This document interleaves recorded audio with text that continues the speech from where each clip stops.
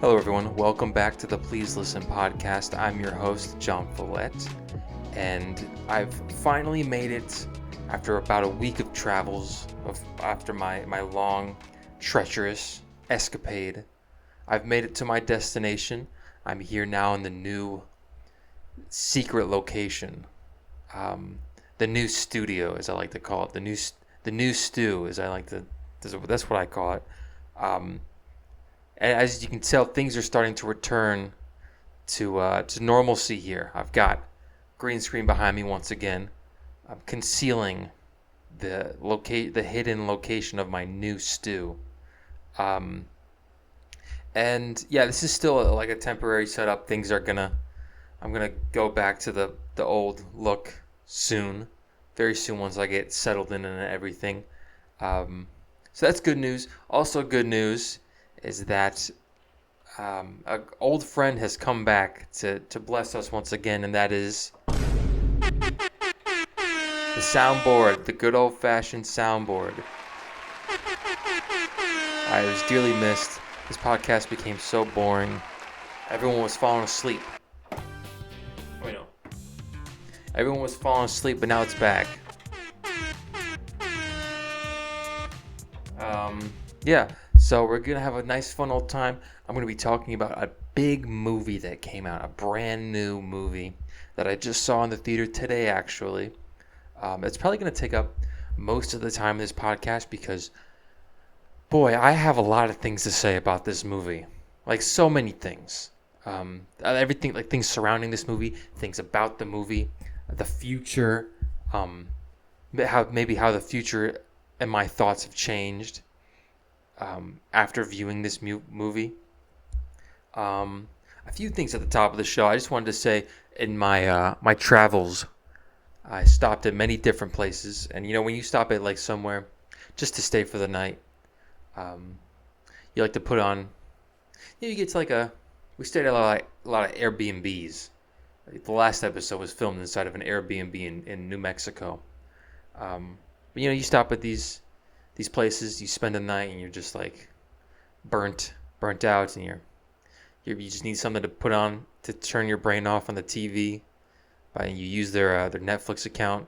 Whoever's hosting the Airbnb, you use their Netflix account if they have one. So I watched a few movies that I had seen a million times, but I just turned on just to just to put on and be like, oh yeah, I remember this movie. One of those movies, I watched Spider-Man 3. Great movie. I forgot how funny it was. I know Spider-Man 3 is kind of the black sheep of the franchise. It's kind of the black symbiote sheep of the trilogy. But that's like a child. I think that was my favorite one when I was a kid. Because I guess I really liked the Harry Osborn character, who I didn't know was called New Goblin until very recently, like probably adulthood. I didn't know. I don't even remember what I called, because I had a toy. I had a toy of Harry Osborn's New Goblin. I don't remember what I called him though. I forgot how funny that movie was though. I was cracking up multiple times in that movie, especially with J. Jonah Jameson. The joke of him, the desk that shakes when he gets too angry. I thought that was funny, and I was like watching that. I'm like, he is really good. This is kind of a ancient observation, but he's very good as the role of J. Jonah Jameson, and I'm glad that he's still playing that character, a different universe version of that character. So I watched Spider-Man 3. That was good. I also watched the movie Stuart Little, which I forgot how many times I've seen that movie because I was watching it and I'm like, I remember every single line from this film. And for those of you who haven't seen Stuart Little, it's a mouse. If a couple goes to an orphanage to adopt a kid to find like a brother for their biological child. And then they're at the orphanage, and then this mouse shows up, and he's like, "Hi, I'm you. These kids are good. You should adopt this kid." And they end up adopting him, and chaos ensues. I was watching that movie. I came to like a startling realization that I never noticed before. I'm standing up in this episode too, by the way. I don't know if I mentioned that. I don't have a chair yet, so I'm standing up. Which is good because I can like move around. I'm kind of like, this is kind of like a TED talk. Um, anyway, Stuart Little. I was watching Stuart Little movie. And I'm like, this I get like, I know the joke is like, oh, you adopt a rat over all the human children. How silly. But I'm watching the movie and I'm like, is he even a child? Because orphanages are like for children, like less than 18. And when you watch the movie, Stuart Little, he talks, the way he talks is not like how a child would talk, even a 17-year-old. He sounds like a scholar. He sounds like he's been to college. He sounds like he has like a master's in English. He's so well spoken, so elegant in his words because he talks like a man. I just thought that was an interesting observation there. What's Stuart Little's canon age? Let me look that up. No, I don't care. Um, but yeah, earlier today I went to the theater after finally getting a chance. I was so busy. I really wanted to go to the theater because I wanted to see the next movie, the newest movie in this this new cinematic universe that's currently in its infancy. The DC cinematic universe, just called the DC universe, right? I don't is the acronym the D in the acronym stands for DC and the C stands for cinematic and the U is for universe, or is it DC universe, like Detective Comics universe? I don't know because the DCU is an acronym, but DC itself is already an acronym. So is it the DC Cinematic Universe or is it the Detective Comics universe? I don't know. Yeah, I watched the Supergirl movie. I have so many thoughts about it, and the DCU, whatever the acronym stands for, is something that I don't think I've talked that much about on this show. I think I mentioned I was watching Creature Commandos while it was coming out. I talked a little bit about Superman. The same episode I talked about Fantastic Four. I didn't go as in depth as I think I do now on movies, because that was still a time in the podcast where I was kind of figuring out what I wanted it to be about. And then when the Peacemaker show came out, which is the third thing in the DCU, I didn't talk about that at all. I don't think I think I mentioned maybe when the first episode came out, or it was a few episodes, and I think I mentioned that I was watching it, but I never did like a full review. And there are a few things that I wish I had talked about on this show when they came out. And Peacemaker Season 2 is one of those things because I have a lot of strong feelings about that season of television. A lot of them are negative, but I have a lot of things. I had a lot of things to say about it, and it's weird doing it if it's not either if it came out recently or if it's like maybe I'll wait for like whenever the show premiered, I'll wait like a year after, and I'll be like year one retrospective, one Peacemaker Season 2 retrospective 1 year later, and maybe I'll rewatch the show and see if that maybe changes my opinion, my super strong opinions. But I remember having a certain point of view after that finale came out. One that I would have loved to air out my grievances with that. Before I get into talking about the movie, I saw a really weird trailer when I was in the theater. The previews. So of course, there was the Odyssey movie. Looks really good. I really want to see that one. There was some weird one about with Sandra Bullock and is it Charlize Theron or Nicole Kidman? I always get them mixed up. It's about witches where they're both like sisters and they're witches, and they're like their family's cursed or something. And I'm like, is this a real movie? What am I looking at right here? And then I watched the trailer. Then at the end, it's like the title of the movie, and then it says 2, and I'm like, this is a sequel? I've never heard of whatever the original movie. Is there any fan base for this movie? This is probably like a Devil Wears Prada situation where this is like a 20 years later sequel to like a movie that some like middle-aged women watched in the 90s or in the 2000s or something. But I was like shocked at what I was looking at. That felt like I felt like a character in a movie watching a fake movie trailer.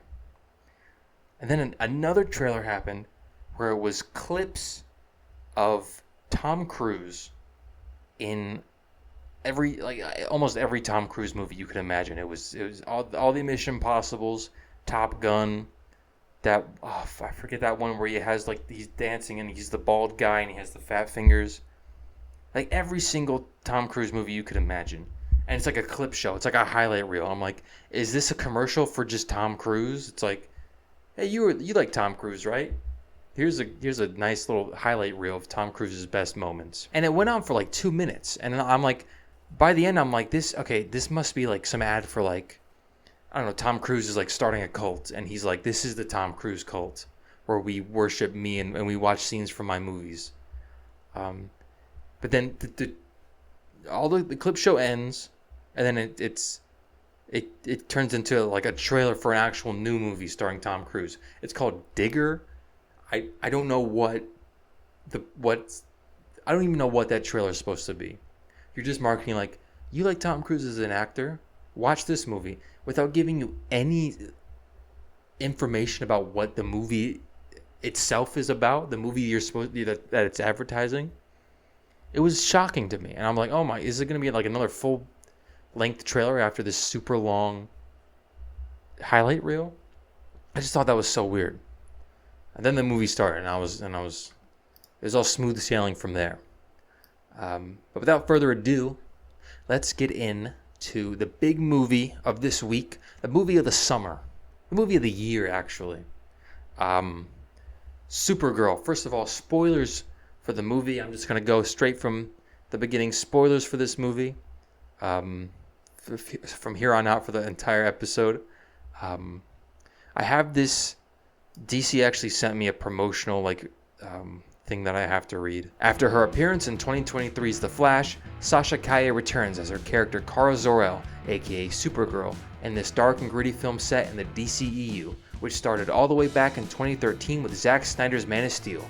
And oh, hold on, this is the wrong one. This is outdated actually. Sorry, that was before they rebooted the universe. This was with the old Supergirl actor. I can't find the new. Oh yeah, this email's from so long ago. Sorry. Okay, no. Disregard everything I said. Millie Alcock plays Supergirl in this one, and it's not connected to Man of Steel, or it's his own new universe. Forget I mentioned The Flash. Sorry. That was a little joke. I like to make because if you don't know, after 2023's The Flash, they were planning to make a Supergirl movie starring the Supergirl from that movie. And it was written by the same person who wrote this movie, the one that's actually real. But since they were rebooting the universe, they just scrapped it. And they were like, is it like, it's got to be in the running for like the fastest recasted character, right? Because what was, when did Amazing Spider-Man 2 come out? Oh, okay, no, the Spider-Man was still faster. Yeah, that was 2 years. This one was 3 years. Oh, I guess technically also 2 because she was in the Superman movie, so about the same time. Yeah, so super. I mean, that completely disregard everything I said about Sasha Calle and The Flash and Zack Snyder. This is completely, it has nothing to do with it. This movie came out. What day did it come out? The 25th, 26th. And I was. How do I say this? I was, when the DC was first announced, and when Superman came out, I was super excited. I was so excited. I was like, this is going to be great. I love James Gunn's DC. I love James Gunn's superhero movies and shows. However, when Peacemaker Season 2 came out, to put it lightly, my excitement for the DCU went from probably like a 10 out of 10 to like a 6 out of 10. And since then, I've kind of soured on it, which isn't fair, I guess, because a lot of the DC stuff is going to have different creatives. And of course, James Gunn made both Superman and Peacemaker Season 2, one of which I love. And he even made Season 1 of Peacemaker, which I also love. It's just like this second season really soured me on it. And I was super excited when Supergirl was first announced. Because I was like, it's cool. I also thought it was cool once after the Superman movie came out. I think it was like maybe the next day or like a week later, they had the first Supergirl poster, which kind of extrapolated on the Superman poster. And I was like, oh, that's cool. They're like piggybacking off of the marketing of the first movie to advertise this next one, which makes sense because they're related characters. Literally, they're biologically related. However, I did not watch a single trailer for Supergirl. Like I did. I think it played in a theater one time while I was watching another movie, but I never like willingly clicked on any trailers, any like promotional material. They had clips that came out. They released a clip of when Supergirl first lands on Earth and meets Superman, which I didn't like that. I tried to avoid that as much as I could. I wanted to see it in. I don't know why you why the clip that you release is the one with the cameo. I guess he's more than a cameo in the movie. But I would like to see. I don't want to see that one before the movie comes out. And if I'm being fully honest, if I didn't want to talk about it on the show, I don't think I would have seen the movie in theaters. I think I might have waited for streaming because a lot of the stuff about the movie that I'd seen looked very unappealing. I might have seen it just for like the connections to the larger DCU in theaters, just so I could like avoid getting spoiled by anything. Although there isn't really that much to spoil in this movie. But yeah, I saw the movie came out and there was the critical reception was kind of mixed. It's making no money. I think it surpassed Morbius, so that's good. I mean, that's worth celebrating. You made more money than Morbius, which Morbius made more $1 billion, and this one made more than that. It made a creme $1 million. As Creme is a character from the movie. So congratulations, Supergirl. You made more than Morbius, finally. Which I don't really care about the movie. I mean, I don't care about the money making statistics and stuff like that. I don't know why fans are so focused on that as like a tell of whether or not a movie's good or not. Why are we focusing on that at all? It's funny if you want to make fun of a movie, but if you're like like I just did right now, and DC fans have turned on James Gunn. You go to the DC movie subreddit, damn, they're hating on him. They're like, I don't know, I'm not so sure about James Gunn. I'm not so sure about James Gunn leading this new universe. They're accusing him of actually liking the Flash movie, which is one of the worst insults I could ever imagine. And I think it's the reality is that there are a lot of people who already don't like him and didn't like him being in charge of the DC movies, who's now that they found like an in, so now they can like flood the subreddit and be like, I hate him. Yeah, we all hate him.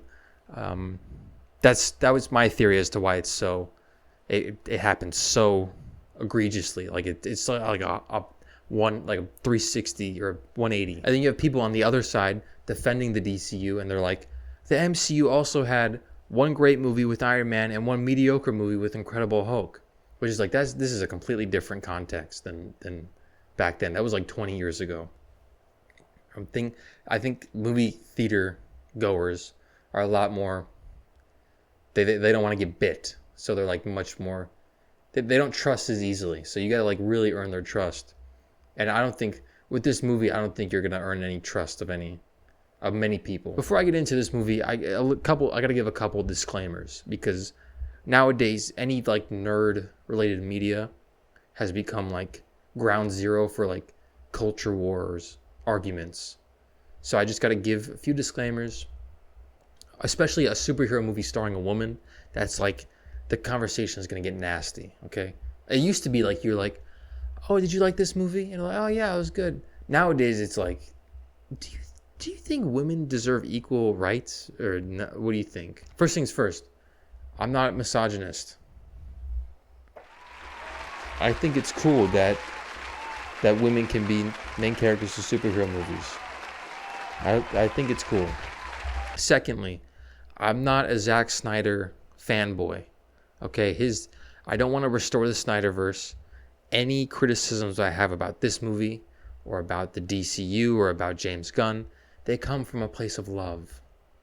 Other disclaimer, I haven't read the Supergirl Woman of Tomorrow comic, which is, this one has, everyone's like, this movie is based on the Supergirl Woman of Tomorrow comic, which it has like the same kind of bones of that that comic book. And even I think at the end of the first trailer, they were like, read this comic book.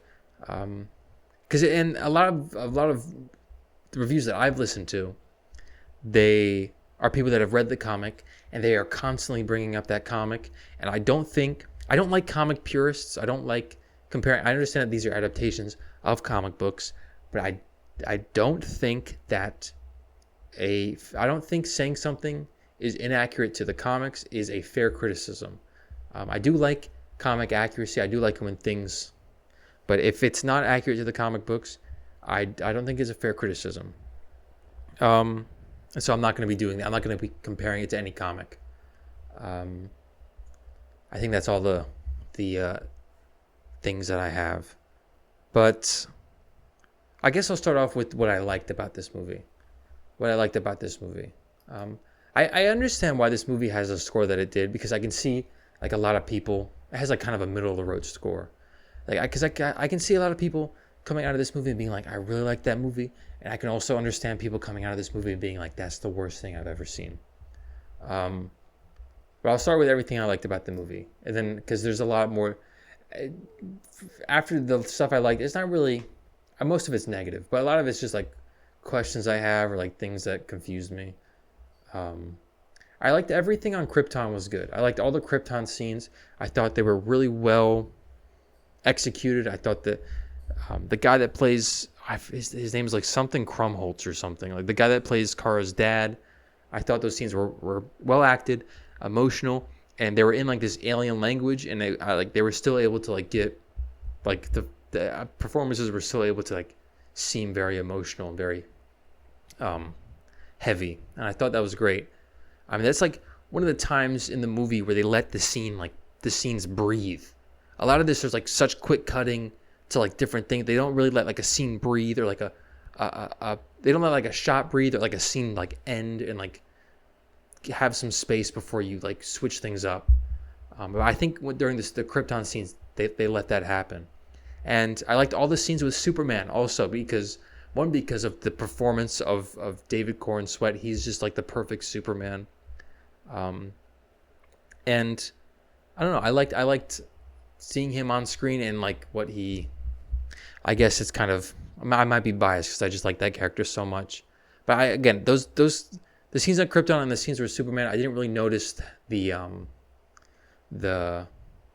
problems with like the editing that I have in those scenes. And when they had, in the trailer they had Superman on like a video call, which I don't mind spoiling that in the trailer because I was like, oh, but I was kind of disappointed at first because I was like, oh, is he just a cameo on a video call? That's kind of sad. But he shows up in person many times in this movie, which I was glad about that. I thought some of the visuals of this movie were cool. Some of them were really great. There was one with like Krem surrounded by fire. I think right at the beginning after the opening credits. That one was cool. I liked when they're on the planet with the green sun, that everything's basked in green. What else was there? Nothing's really coming to mind. There's probably other ones that I like too. I mean, there's one of the sun going over like the Supergirl suit. Some of the visuals are cool. A lot of them looked very noticeably green screen. I know this is supposed to be the positive section, but these positives lead into negatives because a lot of the visuals also looked bad. And apparently the guy that directed this is a really great director, apparently, or at least someone that James Gunn was excited to work with. But like a lot of the shots were very ugly green screen. A lot of the flying effects looked horrible. I'll just put it out there. They looked bad. Where's my puke button? Oh yeah, this is occupied.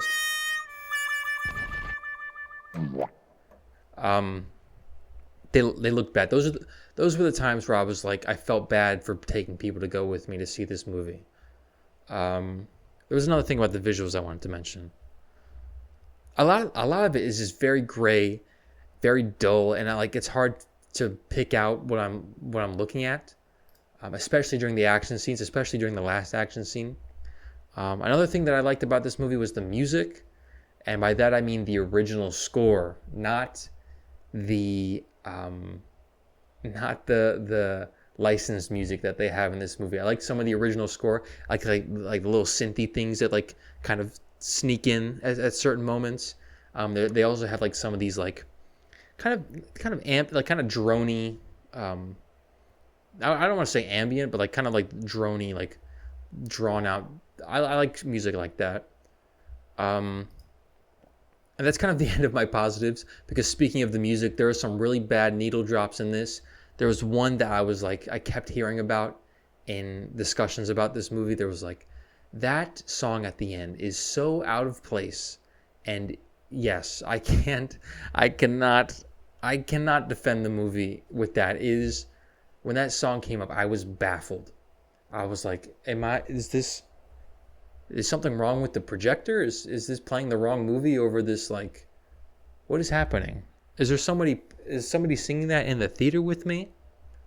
Um yeah, but I like some of the score. Let me go to my notes. And I guess from here I kind of go throughout the movie like chronologically. And tell you my thoughts and everything. The opening credits first, this is kind of a nitpick. Not really though. The opening credits I thought were so, I don't know how to describe it, underwhelming, um, boring. Because it's like they're very short too. They're just like the names, and it's just like this super slow um, pan up to Kara. You see, you follow Crypto the dog walking up to Kara in her bed, and it like, I don't know, the text and like the presentation of the credit text itself, it didn't match with the vibe of the scene. And then it does like the big like Supergirl, but it's like, it's just her like slowly getting out of bed. I didn't think it matched at all. I think maybe she goes and she drinks at like a bar somewhere, and then we see Ruthie's backstory. And from the bat, I'm like, this, guys, this I have in my notes big text here. Holy exposition. So many characters in this movie. They love just explaining things to the audience. And it starts from the beginning with Ruthie's parents like, Krem is here. He's here for my weapons that I build. It's like, no shit. Why are you saying that? It's just you and your wife here. Like, obviously your wife knows that you build weapons for a living and you have a shed full of super valuable weapons. You have got to find another way to convey that to the audience. That is, like, I don't even mind if it's like, Krem has come for my weapons. But like, it's so long-winded the way he says it. He probably uses like 3 times as many words as he has to. And then the family dies, but the Krem ship blows up, so they're stuck on that planet, and that's the planet that Supergirl ends on. And the character of Ruthie was made. I know she's like the kind of like the point of view character. She was just made to give exposition, because she's always like, "What's that? Who's that?" There's like a part, I think, when they're on like the space bus, and those pirates, those teleporting pirates show up, those pirates that have the fakest wigs I've ever seen in my entire life. That was when I was really disliking the movie, when they were on that bus. I got a little better after that. She says like, who are they and what do they want? And she's not even on screen when she says that. It feels like they were just like, record this ADR and we're just going to put it over a scene so we can have Kara be like, oh, they're pirates, that they like to steal stuff. Really? They like to steal stuff. Why don't you just wait so I can see? Because they start stealing stuff on the thing. They're like, give me all your valuables. Kara fights this, like, she's on planets with the red sun, and she fights this. Somebody takes Ruthie has this sword that her father made that she's going to kill Krem with. And then this big alien guy steals it. And then Kara goes out to fight him, but she doesn't have her powers. And that scene felt so like kind of weird and like sluggish, that fight. And I get that she's drunk, but like I was like, is this? It had like no. A lot of the fights in this movie felt so casual. Supergirl is just like, oh yeah, it's whatever. Yeah, it's whatever. It's chill. Well, she's like fighting it. It's like a death, and people are dying. And then Krem just happens to show up out of nowhere and find the ship and take the ship. They shoot the dog and they poison the dog. And then the movie's about That's why Supergirl goes to find Krem with Ruthie, because she's like, he has the antidote to save my dog. And that's another moment of like super horrible exposition where there's like a vet helping the dog and Ruthie's translating, and then she's like, the dog has 3 days to live and Krem has the antidote. So it's like very like, it's basically just like explaining like, these are the stakes for our movie, like so plainly and so flatly. And I was like, come on. I would have liked it better if it was like, if there was like some like ambiguity around whether or not Krem had the antidote. Like that would have helped. Like if they didn't know, like they were so sure that Krem has the antidote. They're like, we know for a fact. Like we don't question it ever. I feel like that would have helped make Kara like more desperate if there's a chance that Krem doesn't even have the antidote, and that way you could have done like a good like a little twist or like a little misdirection where Krem's like, I don't have the antidote, but he's lying. And then they go on their adventure. They go on the bus. The stuff with the pirates happen. We get like our first big Supergirl action scene where she's using her powers. And in this action scene, just like most of the action scenes in this movie, they really don't want you to see Supergirl fight people, because they have, I think, almost every big action scene where Supergirl has all of her powers, they show her like fighting a few people, but most of it becomes like you see like Ruthie's point of view, and like Supergirl's out of focus or she's like covered by something, and it's like you just see people like flying, like getting thrown like behind Ruthie or something, and it's like, I want to see the action going on. I'd be fine if that was once, but they do that for like probably the main 3 action sequences. They do that where it's her fighting is obscured. They go on the bus and they go to this one planet, and it's like, here's the thing. I'm so sick of seeing like alien bars in movies. Ever since Star Wars came out, every sci-fi movie that takes place on like alien planets, they gotta have the mandatory scene where they go to like a dingy bar, and there's like shots of like weird looking aliens and scary looking aliens. They're like, oh, I'll kill you no matter if you even look at me the wrong way. That was literally just the scene from Star Wars that happens in this movie, where they enter the bar and we cut to the weird looking aliens. They're like, I'm looking for something. Then they start fighting. I don't even remember why. Oh yeah, she asked about where the Krem guys went, and that's like the second big action scene. And this is when we're introduced to Lobo. Lobo's in this movie, who's a character I really loved when I was reading comics as a kid. DC Comics, I really love Lobo. I had a little Lego minifigure of him, not anymore though. And he's played by in this movie Jason Momoa. This has kind of been like a dream role for him.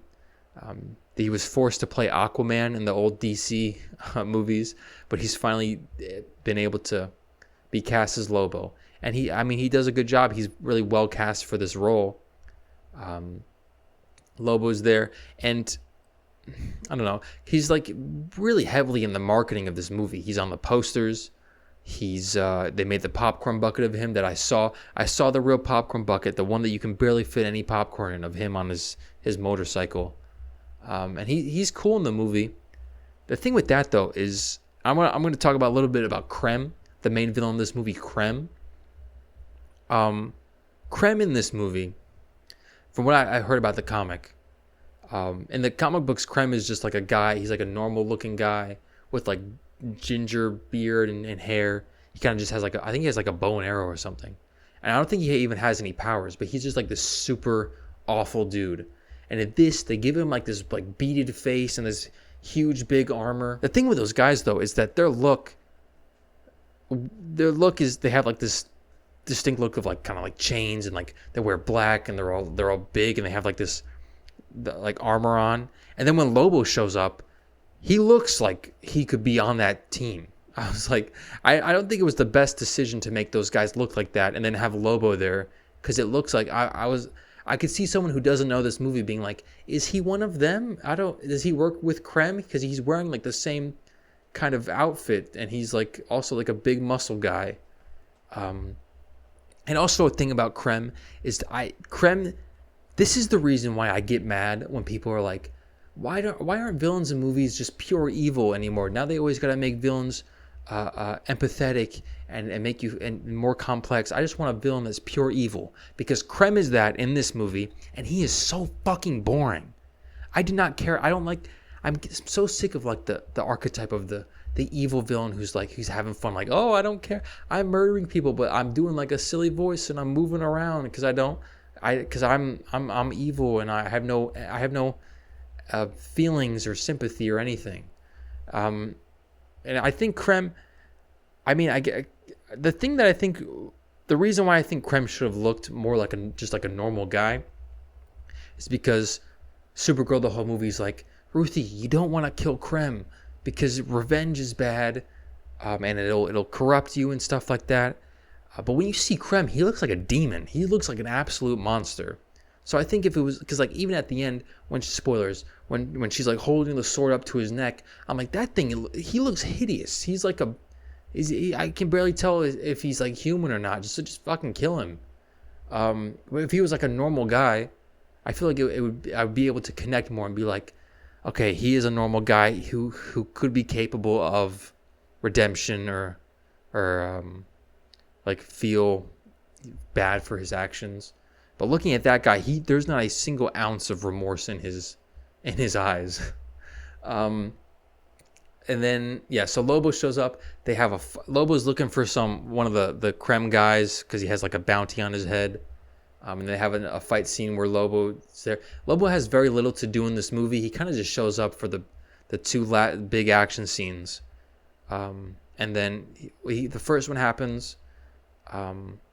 And Kara kind of directly causes the deaths of 3 people because there's this couple whose daughter got kidnapped by, because the planet that they're on, I think they only have like a male population, and they take these brides, they're called, so they can keep populating their thing. I think maybe they just kill them afterwards, or they keep them enslaved or something. And this couple their daughter's been kidnapped, and so they give up Supergirl to try and get their daughter back. And then everything goes crazy, and Krem is chasing the daughter of the couple, and the Ruthie's sneaking up behind him about to kill him. And what Kara does is she flies in where Krem is just there and Ruthie's standing behind him, and she swoops in and grabs Ruthie and flies her to like so far away, giving Krem ample opportunity to kill the daughter and the parents. All 3 of those people just die. And Ruthie's like, what? Why would you do that? And I'm like, you're right. What the hell's wrong with her? Like, you had that. You could have tackled Krem that way, because I know she probably saved Ruthie because she didn't want him to kill Krem. Or if she messed up, Krem could have just killed Ruthie right there because she's standing right behind. She probably would not have even been able to kill Krem. But both of those problems would have been fixed if you just got Krem instead of taking Ruthie away, and also you away from saving this innocent girl from Krem. And Lobo, only in this fight scene and also in the one at the end, he also is only like a deus ex machina, where Supergirl's about to get killed, or someone's about to get killed. I think it's just Supergirl in both times. And then Lobo shows up and he's like, yes, I'm here too. That's the only role he serves. Even in the final fight, when Supergirl's supposed to be like at her most powerful, she gets hit with these kryptonite arrows. And because for some reason, every fight scene in this movie, they have to depower Supergirl. Because this movie kind of makes a case for like a Superman type character is too powerful, because they keep depowering her. It doesn't make any sense. It's one of my least favorite things to happen in superhero media, when I don't know, the superhero gets stabbed with something, or they get poisoned and they're all like slow and they're like crawling on the ground, they can't do anything. That happens so many times in this movie to Supergirl, so many times. And I'm like, what? Like, I guess they were just like, she's too powerful for anyone to have a threat. But not only did they make Krem super strong, like Krem is like he's like picking up tanks. They said that he has the power of like 100 men. So they could just make it so like he's just about as strong as Supergirl. He can punch super hard.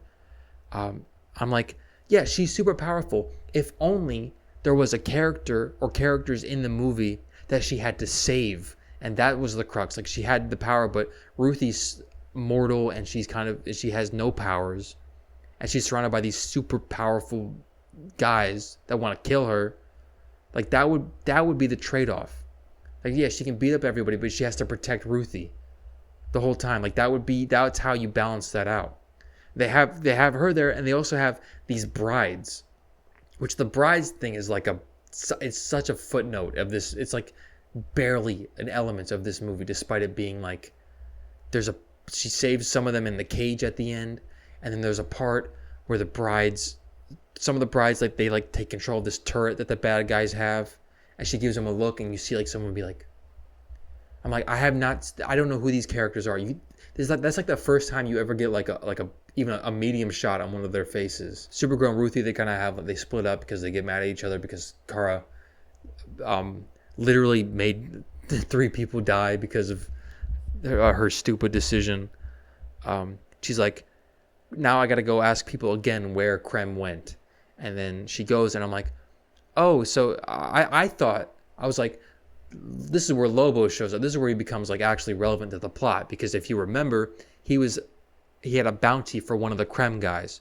So I thought during the fight he had captured that guy, and Supergirl went up to him, and she was gonna like interrogate the guy that he captured, because he's with the other guys and he knows where they operate.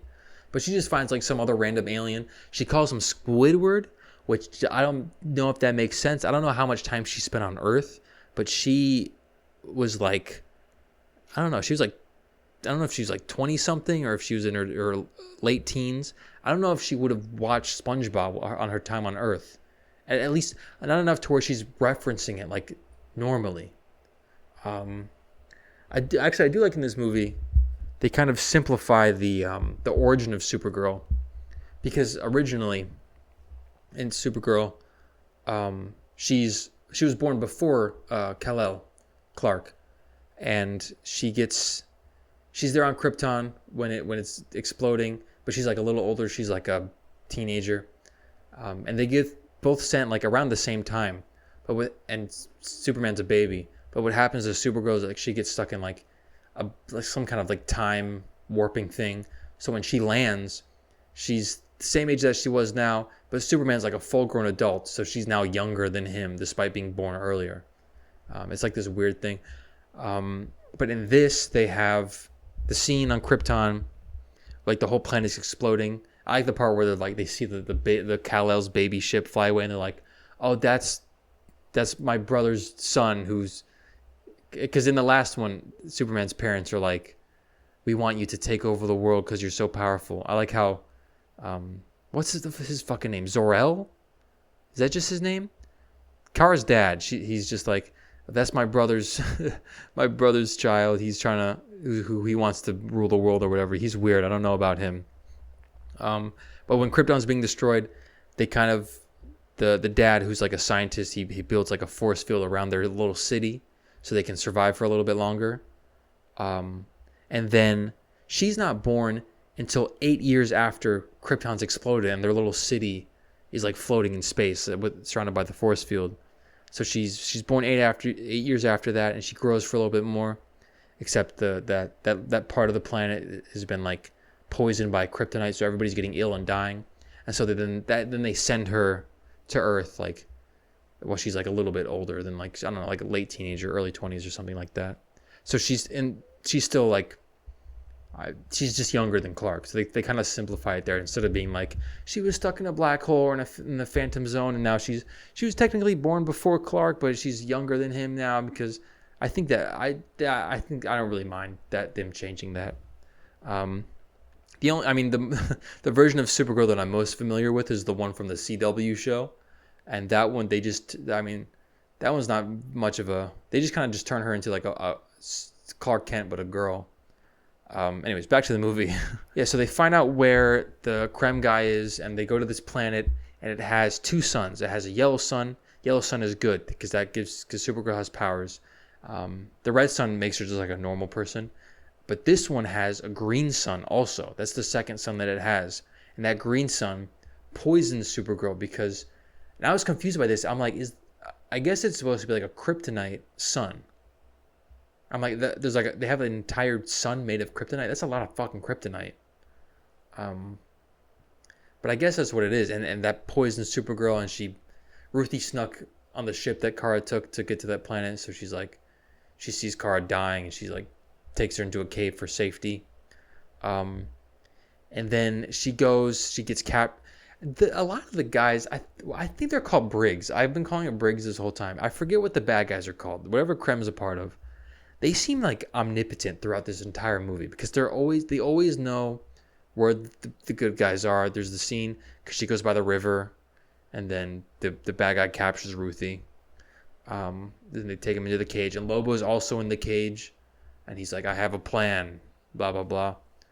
And then they're in the cage, and then Supergirl has this moment that because Ruthie has her costume that she hasn't worn throughout the entire fucking movie. That's another big pet peeve of mine. She puts she has this whole moment, okay? She's dying in the cave because the green sun's out. She's overcoming all of her internal struggles. She's remembering what Clark said to her about the suit and about being good. Coincidentally, the yellow sun then rises and she has all of her powers back. And I'm like, that happened. Her getting her powers back happened completely independent of anything any of the characters did. If that yellow sun didn't rise, her overcoming her struggles would not have mattered because she still would have died. Vice versa, she could have just waited for the sun to rise and still be like this pessimistic, mean, edgy person. And then she finally puts her costume on at the end of the movie, and that really shocked me. In the year 2026, in a big budget superhero movie, a movie that isn't. I guess it's kind of an origin story, but you have Supergirl showing up in costume at the end of the movie for the last 10-15 minutes. And you know how much I hate that. And then the climax happens. There really isn't much. There aren't that many stakes or tension that's built up. Ruthie wants to kill Krem, but you know that she'll never have the chance unless Kara's there because she cannot make that guy she cannot have that guy in a compromised position unless Kara's there to I like the part where he throws him around like a rag doll. I thought that part was cool. And they barely mentioned the what's wrong? Sorry, my cat's whining. What?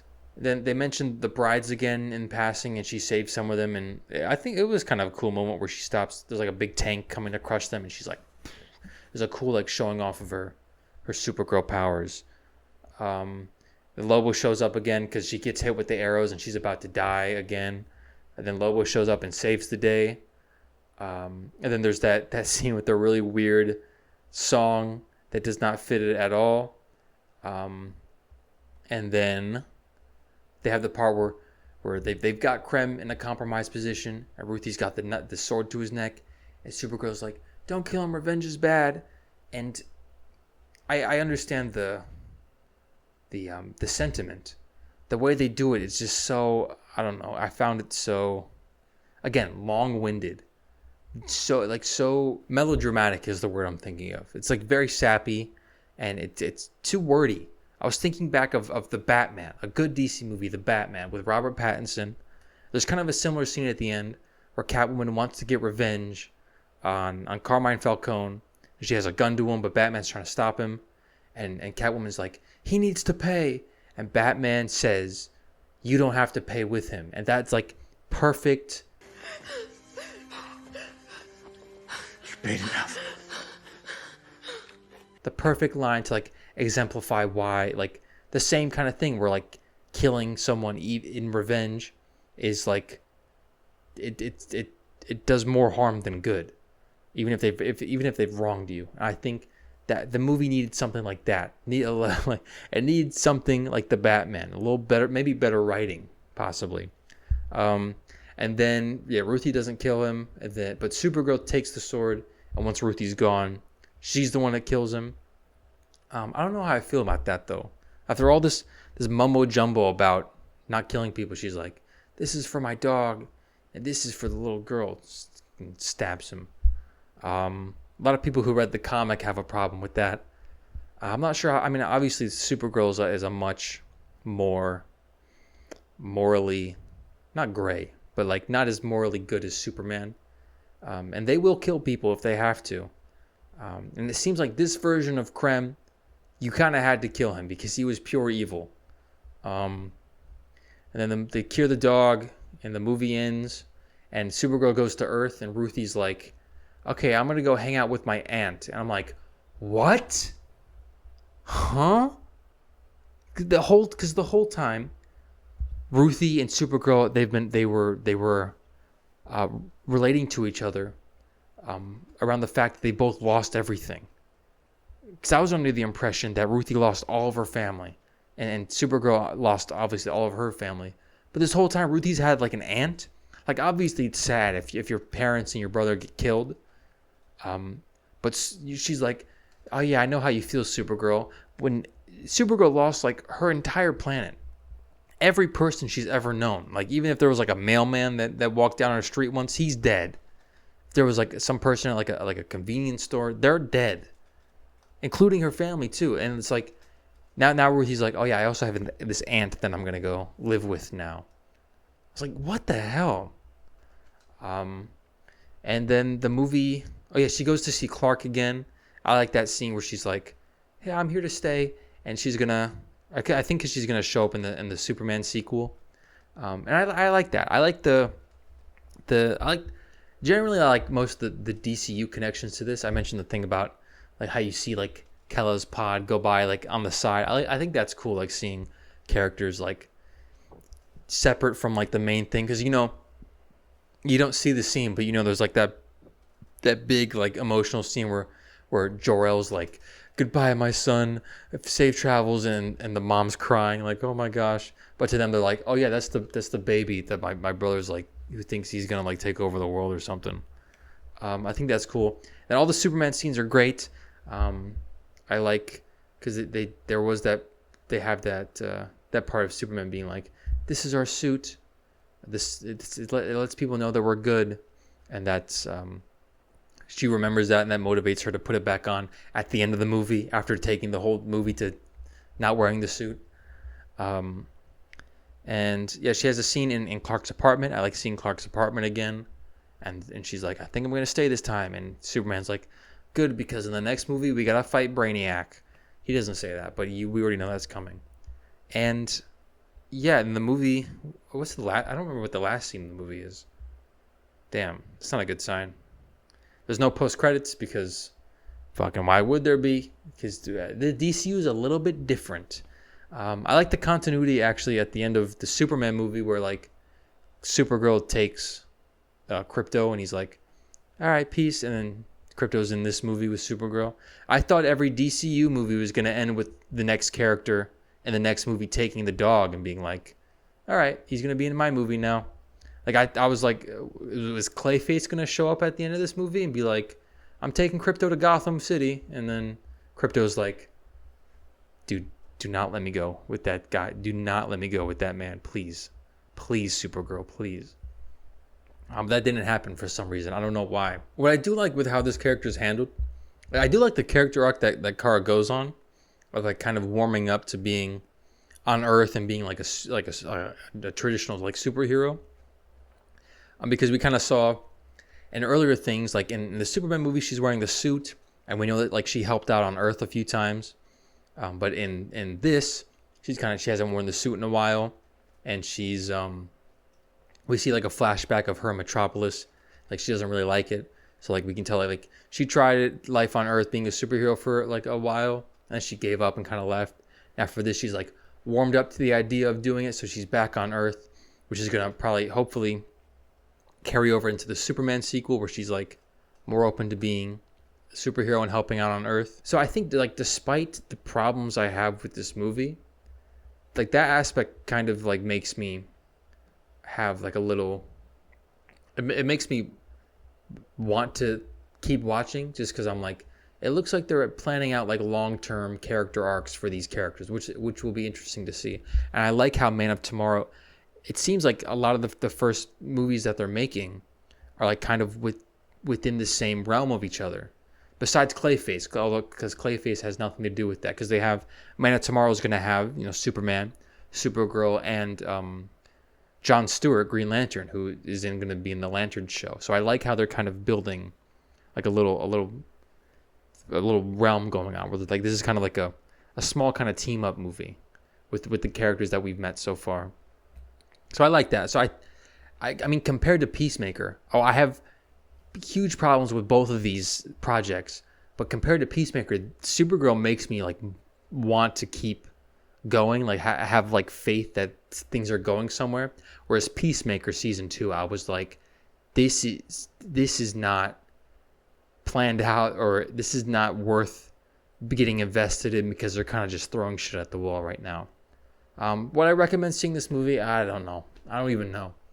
If you're a big Supergirl fan, maybe you'll like it. Although if you're a big Supergirl fan, you probably read the comic that this is based on, and you will most likely hate it from what I know. If you liked David Cornsweet's Superman, he's got some good scenes in this. If you like weird-ass needle drops, there's a scene in this where there's like a fight scene, and it has like kind of like alternative rock, like drums and guitar, like dun dun dun dun dun, and then something happens where the music stops. Then a few seconds later, a different like alternative rock beat happens. It's like dun, dun, dun, dun. And I was like, what the? How much music are we? How many different tracks are we using in this soundtrack within like 30 seconds of each other? Anyways, sorry. That's all for this episode, guys. Thank you all for listening to this episode. I'll see you guys in the next one. Goodbye.